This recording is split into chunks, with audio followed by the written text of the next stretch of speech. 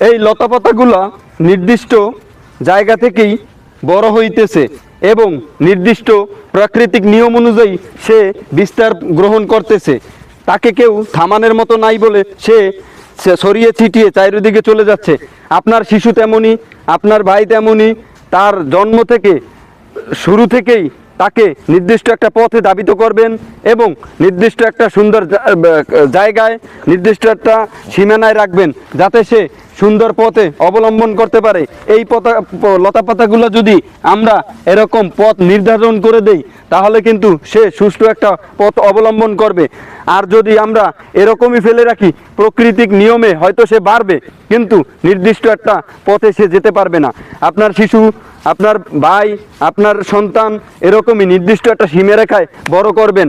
সে যদি তার প্রাকৃতিক নিয়মেই সে বড় হবে, ক্রমবর্ধমান হবে, কিন্তু নির্দিষ্ট সেই পথ সে অবলম্বন করতে পারবে না। তাই আপনার সন্তানকে সুস্থ মস্তিষ্কে বানাতে হলে, ভালো বানাতে হলে এবং সকল ধরনের নেশায় আসক্ততাকে দূরে রাখতে হলে আপনি বুদ্ধিযুক্ত দিয়ে একটা নির্দিষ্ট পথে রাখবেন। এটাই আপনার কাছে কামনা রইল।